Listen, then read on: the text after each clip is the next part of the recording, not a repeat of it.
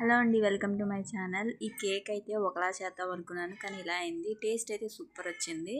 అందుకని చెప్పి నేను చేసిన మిస్టేక్స్ మీరు కూడా చేయకూడదని చెప్పి చూపిస్తున్నాను అనమాట. ఇక్కడ కేక్ ప్రాసెస్ అంతా ఒకలానే చేశాను, బట్ జస్ట్ డెకరేషన్ లేకుండా ఫ్లవర్ మాదిరి చేద్దాం అనుకున్నాను, అంతేను. అది కొంచెం డిస్టర్బ్ అయింది. టేస్ట్ అయితే సూపర్ వచ్చింది, బాగుంది, ఫ్లఫీగా చాలా బాగుంది. ఇక్కడ చూపిస్తున్నట్టు ఒక 3 కోడిగుడ్లలో ఒక హాఫ్ కప్ పంచదారని వేసి బాగా బీట్ చేస్తున్నాను అనమాట. ఇక్కడ నేను విస్కర్ కానీ ఏమీ యూస్ చేయట్లేదండి, చేతితోటే ఒక 15 మినిట్స్ బాగా ఇలా బీట్ చేశాను అనమాట. దీనివల్ల కేక్ అనేది స్పాంజ్లా అవుతుంది. ఇప్పుడు ఎంతైతే పంచదార వేసానో, అంటే హాఫ్ కప్ పంచదార వేసాను కదా, హాఫ్ కప్పు నేను ఇక్కడ నెయ్యి కానీ నూనె కానీ వేసుకోవచ్చు. నేను ఇక్కడ కరిగించిన బటర్ అనేది వేస్తున్నాను. ఒక కప్పు, ఫుల్ కప్పు మైదా పిండి వేస్తున్నాను. ఒక స్పూన్ బేకింగ్ పౌడర్ వేస్తున్నాను. పావు టీ స్పూన్ బేకింగ్ సోడా వేస్తున్నాను, అంటే తినే సోడా. మొత్తం ఇలాగా చల్లించుకొని ఇందులో మొత్తం కలిసే విధంగా ఇలాగా విస్కర్ సహాయంతో కలుపుతున్నాను. నేను బీటర్ ఏం యూజ్ చేయట్లేదని చెప్పాను కదా, ఎలక్ట్రిక్ బీటర్. అది కనుక యూజ్ చేస్తే అది తొందరగా అయిపోతుంది అనమాట. ఒక 5 మినిట్స్లో కలిపేసుకోవచ్చు. సో ఇలా చేతితో కలపాలంటే కొంచెం ప్రాసెస్ టైం పడుతుంది అనమాట. బాగా కలిసే విధంగా కలుపుకోవాలి కదా. సో ఈ ప్యాటర్న్ వచ్చేలాగా కలుపుకోవాలి మొత్తము కూడాను. ఈ కన్సిస్టెన్సీ వచ్చేటట్టు. మీకు కొంచెం థిక్నెస్గా ఉంటే కనుక మీరు కొంచెం పాలు కూడా యాడ్ చేసుకోవచ్చు. నేను ఇంకొక కప్పులో ఒక గిన్నెలో తీసుకొని ఒక ఫుల్ ప్యాకెట్ బ్రూ తీసుకొని అందులో కొంచెం పాలు అనేది వేసుకొని ఒక చిన్న స్పూను ఇలా కలుపుకుంటున్నాను అనమాట. ఇప్పుడు దీంట్లో మనం కలుపుకున్న బ్యాటర్లో కొంచెం సగం వేస్తున్నాను. అంటే నేను జీబ్రా కేక్ లాగా చేద్దాం అనుకున్నాను అనమాట. ఫ్లవర్ వస్తుంది కదా అలాగా. సో ఇక్కడ పాలతో కలిపేపాటికి ఇక్కడ కొంచెం పలచనైంది ఈ బ్యాటర్ అనేది. ఈ వైట్ బ్యాటర్ అనేది ఇందులో ఏం కలపలేదు కాబట్టి డార్క్గానే ఉంది. సో దీనివల్ల ఏమైందంటే నేను రెండు ఒకదాని మీద ఒకటి వేసినప్పుడు కలిసిపోయినాయి అనమాట. అది నేను చేసిన మిస్టేక్. ఇక్కడ నార్మల్గా వేసేద్దామని చెప్పేసి నార్మల్గా అది తర్వాత గేమ్ కుక్ అయిన తర్వాత తెలిసింది, ఓకే ఇలా చేశాను కదా అందుకనే కలిసిపోయి ఉంటాయి అని చెప్పేసి.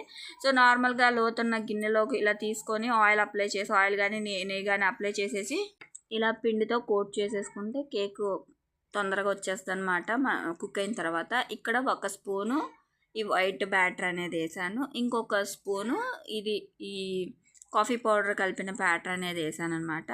సో ఇక్కడే తెలిసిపోతుంది ఇది కొంచెం పలసన అయిందని చెప్పేసి. నేను అనుకుంటానే ఉన్నా, బట్ కుక్ అయితే సరిపోయిద్దిలే, సెట్ అయిపోతుందిలే అనుకున్నాను అనమాట. చూడండి ఇక్కడ కొంచెం ఈ వెడల్పు, కేక్ గిన్నె వెడల్పు కూడా కొంచెం తక్కువ ఉంది. అందుకని నేను వేసిన లేయర్స్ కూడా కొంచెం మనం ఫ్లవర్ షేప్ లాగేపాటికి కలిసిపోయిందనమాట. కుక్ అయ్యేటప్పుడు కూడా మనం పొయ్యి మీద పెట్టి కుక్ చేసేటప్పుడు దీనంత వెడల్పు, దీనంత కన్నా హైట్ ఉన్న గిన్నె పెట్టుకోవాలి. మనం కుక్ చేస్తాం కదా, ఆ ఆవిరికి కూడా కుక్ అవ్వాలి, అంతే తప్పితే దాని మీద ఉన్న వేడికి కాదు. దీని మీద డైరెక్ట్ మూత పెట్టకూడదు. దీనికన్నా పైకి ఒక 1 ఇంచ్ పైకి ఉండేటట్టు మూత పెట్టుకోవాలి. అది కూడా క్లియర్గా చూపిస్తాను. ఇక్కడ ఇలాగా ఒక స్పూన్ అది, ఒక స్పూన్ ఇది, ఇలా ఎన్ని లేయర్స్ ఉంటే ఎన్ని స్పూన్లు వేయాలనుకుంటే అన్ని స్పూన్లు వేసేయచ్చు.